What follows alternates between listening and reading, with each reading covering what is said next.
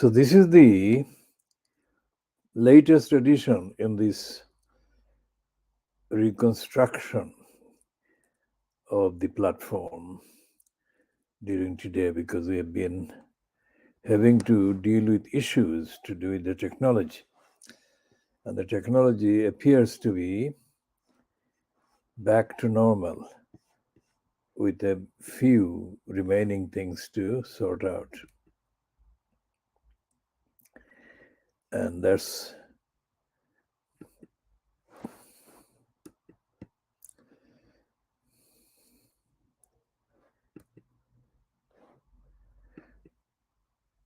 the reason why we are having this kind of delay in starting the whole thing now. One of the most important things that the British media, what is called the Fleet Street Papers, Little England-based mentality, does is to deny the existence of the world. Anything outside of the Little England doesn't exist. And so the United Nations doesn't exist. And the corrupt Portuguese criminal, now on his second term as the Secretary General of the United Nations, has messed up or has persisted in messing up the bureaucracy of the United Nations organization, which is why this whole boat thing, little boat people being used as the all-purpose excuse for the dysfunctional British politicians, is in the news at all. Because the criminal, Antonio Guterres, that moron, seems to have given up. So there is no input about the United Nations in any of the coverage, even including the coverage by the so-called Guardian, of this assault on some of the world's most vulnerable people. So I was surprised to see in today's so-called evening standards, which we call evening no standard, the two words, international law. For fuck's sake. It has always been about international law, you fucking morons. The United Kingdom is a signatory. The United Kingdom is a signatory, has been a signatory to almost all the major conventions, declarations, charters based on the United Nations and its agencies. So why is it that none of the MPs of any parties has raised the issue of the international law, tabled a motion about the international law? And why is it that the fucking Guardian, the fucking cunts at the Guardian, are imitating the fucking racist liars of the Daily Mail in pretending that Little England actually exists on its own and there is no world outside of Little England? So we shall take a look at the contents of this rare piece in Tuesday's so-called Evening No Standard, actually acknowledging the true existence of the phrase international law.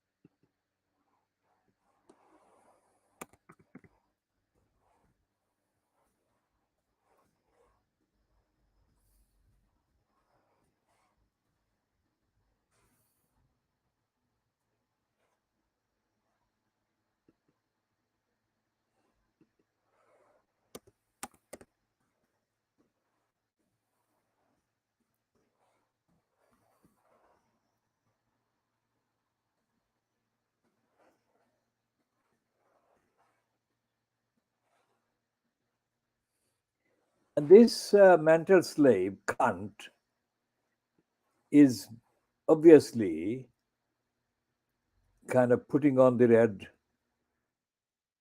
uniform under advice because she is otherwise very unattractively dressed. So, is there going to make her come across as less corrupt and less servile than she is released?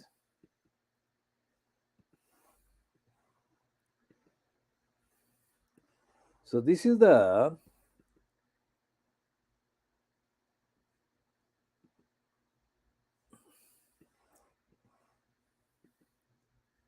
phrase. I'm going to get this up in front of me.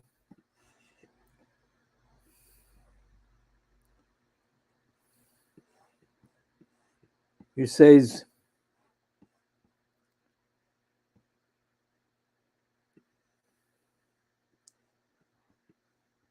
government faces legal battle as critics say migrant scheme is breach of international law.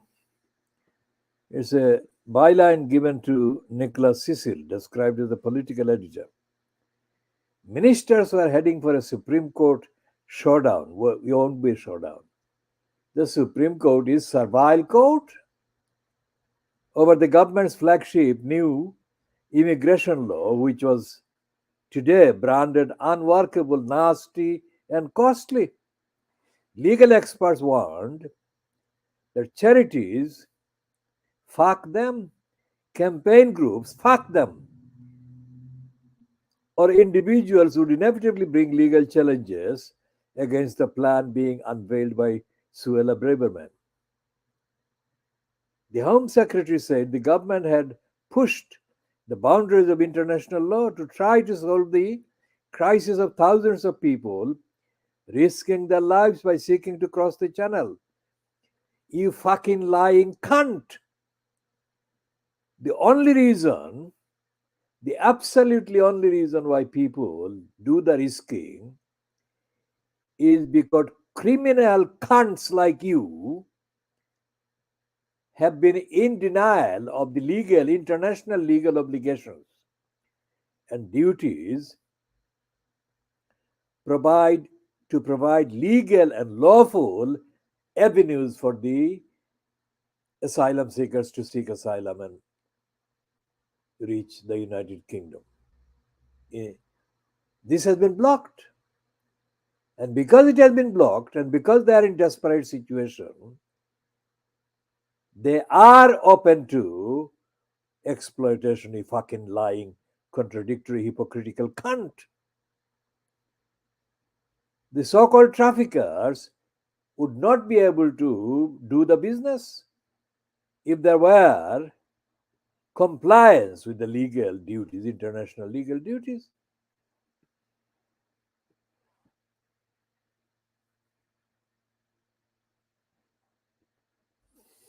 So we shall be talking about this in due course, of course. But suffice to say that the lying cunt, the political murderer of the Labour Party, Keir Starmer has been silent about this. Okay. So, and there is this Sarah Everard. Sarah Everard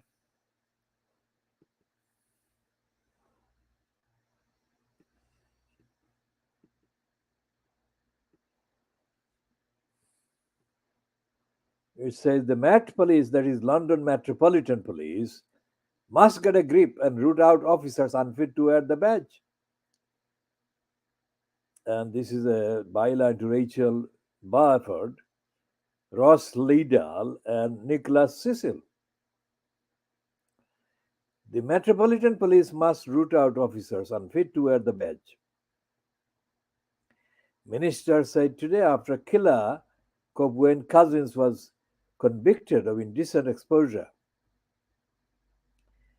And another officer, another policeman that is found guilty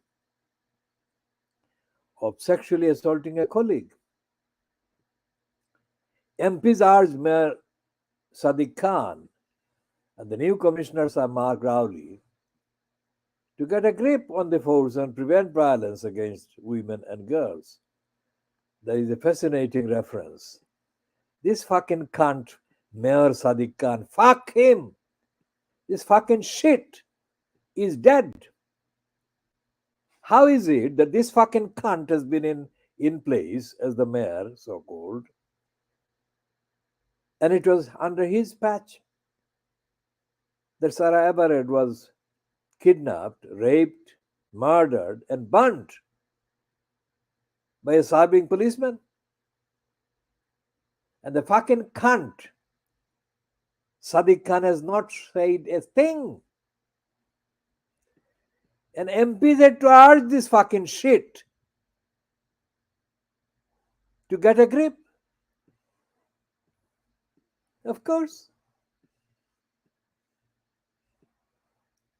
Okay, there is an exclusive item in the evening, no standard, heading 70% say they don't trust government's ability to improve public services. Absolutely right. Trust in government's ability, I'll read that again because I left out the. Trust in the government's ability to improve the NHS, schools, and other public services has plummeted to record low as the country is gripped by a web of strikes, a poll reveals today. Now, that is a fucking lie. Trust in government is zero. Nothing to do with the fucking strikes, you fucking morons. The Ipsos survey for the Evening Standard shows 70% of adults do not believe that the government's policies will improve the state of public services in the long term, with 23% thinking they will, etc., etc. Now, that thing is wrong. It's nothing to do with the strikes, you fucking cunts.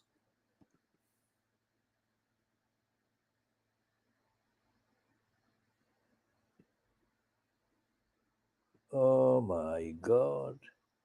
This fucking Keir Starmer is celebrating the return of this foul crook, Mike Gapes. Sir Keir Starmer today said former Labour London MP Mike Gapes rejoining Labour was a tribute to the hard work done to root out anti-Semitism, you fucking shit. I mean, what about racism, you shit? Mr. Gapes served as Labour MP for Ilford South for 27 years, but left in 2019 in protest at Jeremy Corbyn's leadership and the party's failure to tackle anti-Semitism. Now, there is absolutely no excuse for anyone being anti Semitic.